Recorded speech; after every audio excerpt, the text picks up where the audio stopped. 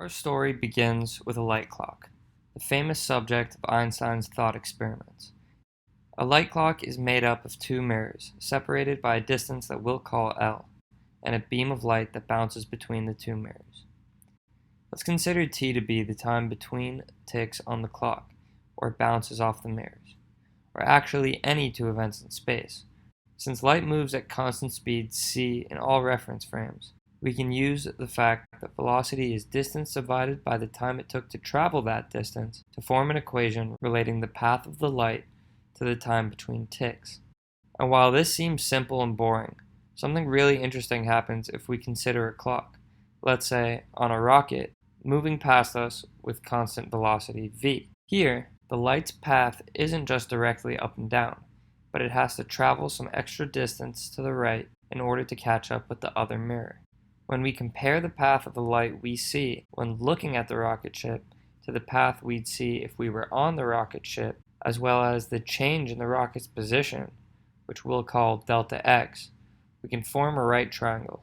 Now, using distance is equal to rate times time, delta x is equal to the rocket's velocity multiplied by the time difference we measure divided by 2.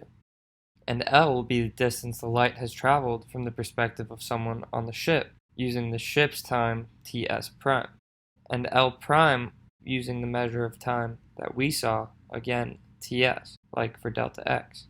Since this is a right triangle, we can use the Pythagorean theorem to relate the lengths of the three sides. If we plug in the equations above, we can get an equation relating the amount of time that has passed from our perspective and the ship's perspective. Shouldn't these be the same? In fact, they're not.